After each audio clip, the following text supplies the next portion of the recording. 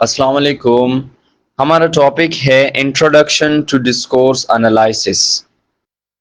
Introduction to discourse analysis में सबसे पहले हम डिस्कोर्स एनालिसिस का डेफिनेशन देखेंगे, then brief history, within that American and British discourse analysis को डिस्कस करेंगे।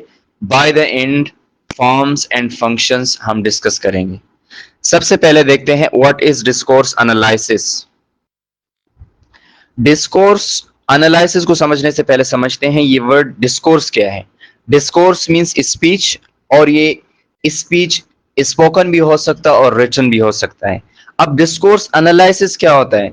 Discourse analysis is the study of how language is used in a social context, how a language is used in a specific context. मतलब एक specific context है, उसमें language को किस तरह use किया जा रहा है, क्या मीनिंग कन्वे कर रहे हैं through the words.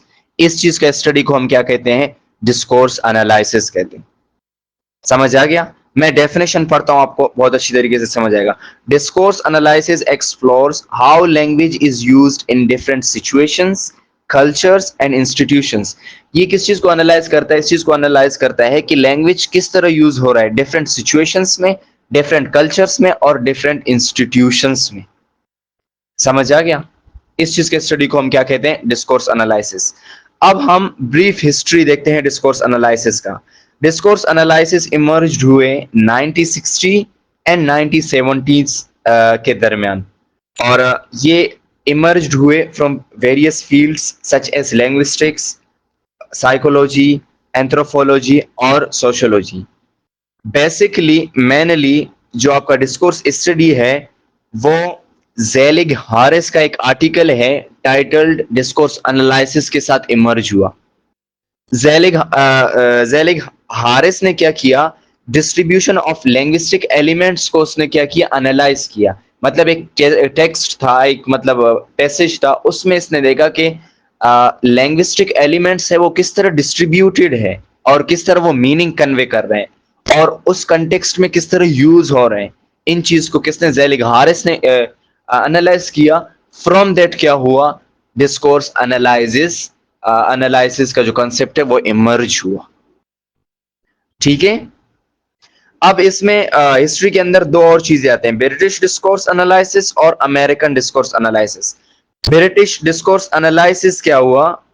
British discourse analysis emerge हुआ हेलेडेज फंक्शनल अप्रोच टू लैंग्वेज के साथ। उसका एक वर्क था, कौन सा वर्क था? Functional approach to language. उसमें इसने एनालाइज किया कि how language is structured to convey meaning, कि लैंग्वेज किस तरह स्ट्रक्चर किया जाता है मीनिंग कन्वे के लिए। मतलब कि फ्रॉम स्पेसिफिक टू जनरल, मतलब वो कुछ ना हमने पढ़े थे second semester, from specific to general, advantages, disadvantages, most important, least important, इस तरह स्ट्रक्चर करके किस तरह लोग मीनिंग कन्वे करते हैं। ठीक है। इसने मतलब अप्रोच, अपना फंक्शनल अप्रोच टू लैंग्वेज में इस चीज को एनालाइज किया। और दूसरा इसने ये चीज देखा कि how language is used in social context. Social context में लैंग्वेज किस तरह यूज होता है। तो उन्होंने कुछ क्या किया? एक्सपेरिमेंट्स रखे, कुछ मतलब टेस्ट किए उन्होंने। डॉक्टर पेशेंट, स्टूडेंट टीचर, इनके दरमियान क्या किया? इन्होंने देखा कि लैंग्वेज किस तरह यूज होता है, इस तरह उन्होंने एनालाइज किया। ठीक है। ये हमारे पास क्या था? ब्रिटिश डिस्कोर्स एनालिसिस था। अब दूसरा हमारे पास आ जाता है American discourse analysis. American discourse analysis emphasised natural communication. ये किस चीज को एम्फसाइज करता है? नेचुरल कम्युनिकेशन को। ये अमेरिकन डिस्कोर्स एनालिसिस ये देखता है कि इन एवरीडे कन्वर्सेशन लैंग्वेज को लोग किस तरह इस्तेमाल करते हैं, क्या करते हैं, किस तरह लैंग्वेज को इस्तेमाल करते हैं, और लैंग्वेज किस तरह यूज होता है in different cultures and situations. समझ आ गया? जो आपका मतलब कि ब्रिटिश डिस्कोर्स और अमेरिकन डिस्कोर्स, इनमें बहुत ज्यादा सिमिलैरिटीज हैं, लेकिन आप इनको डिफरेंशिएट इस बात से कर सकते हो कि American discourse is concerned with what? Natural communication. मतलब ये इस चीज को देखता है कि एवरीडे लाइफ में किस तरह लैंग्वेज को यूज किया जाता है, लोग मतलब कि किस तरह क्या करते हैं, लैंग्वेज को यूज करते हैं कम्युनिकेशन के लिए। तो हमारे पास ये दो डिस्को उसके हिस्ट्री में थे, क्या, अमेरिकन डिस्कोर्स और ब्रिटिश डिस्कोर्स। अब लास्ट वाला हमारे पास टॉपिक है फॉर्म्स एंड फंक्शंस। फॉर्म्स किस चीज को रेफर करता है? ग्रामर को, फोनोलॉजी को और मॉर्फोलॉजी को, इस चीज को फॉर्म रेफर करता है। और दूसरी तरफ फंक्शंस मतलब एक्सक्लेमेशन, स्टेटमेंट, क्वेश्चन, इंटेरोगेटिव, ये किस में आता है? फंक्शन में आता है। अब असल मेन चीज ये है, यहां हम ये चीज डिस्कस करने जा रहे हैं कि forms and functions are not enough to understand the meaning the speaker wants to convey. Forms and functions मतलब एक कंटेक्स्ट में लैंग्वेज यूज हो रहा है, फॉर्म्स एंड फंक्शंस के थ्रू हम उस लैंग्वेज को नहीं समझ सकते, उसके लिए और चीजों का जरूरत है। ठीक है, अब एग्जाम्पल ले लेते हैं। एग्जाम्पल किसका है? एरिक का है और इरनी का है। एरिक और इरनी क्या करते हैं, एक शो पे बैठे हुए तो शो पे बैठे होते हैं, तो इरनी कहते हैं कि tell me something about the show. तो इरनी क्या कहता है? Have we got a show for you tonight folks. ये इस एक्सक्लेमेशन मार्क के साथ ये स्टॉप करता है। और दूसरा यही सेम क्वेश्चन कहता है कि have we got a show for you tonight folks. ये किस चीज के साथ वो होता है? एंड होता है क्वेश्चन मार्क के साथ। अब यहां से पता चल जाता है कि जो फंक्शंस है, question mark, interrogative, statement, full stop, ये क्या करते हैं? आपको उस चीज के बारे में नहीं बताते, फंक्शन के बारे में नहीं बताते, पर्पस के बारे में नहीं बता सकते हैं। ठीक है, मतलब इससे ये जाहिर होता है कि ग्रामर इनफ नहीं है मीनिंग्स को समझने के लिए। तो क्या क्या चीजें और जरूरी है मीनिंग को समझने के लिए? एक मीनिंग को,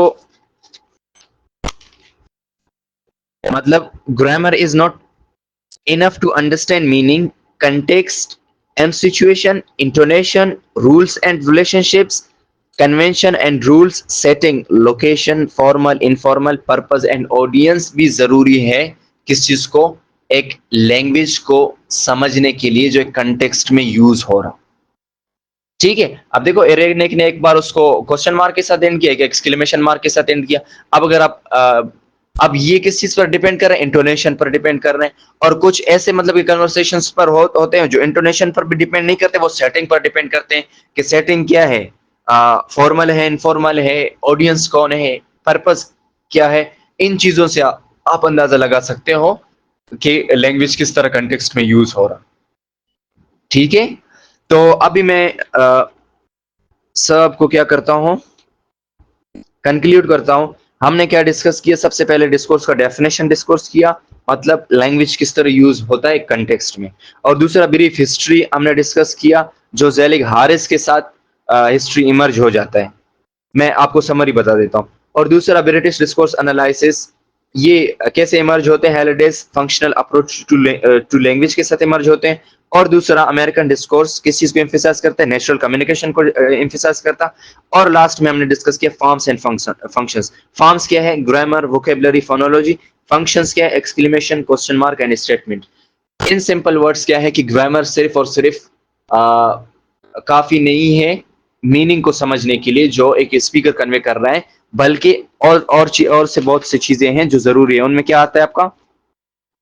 उनमें आता है आपका context, situation, intonation, rules and relationships, convention and rules, setting. ये चीजें भी मीनिंग को समझने के लिए जरूरी है। ठीक है, ये क्या था? एक ब्रीफ इंट्रोडक्शन था, किसका? डिस्कोर्स एनालिसिस का।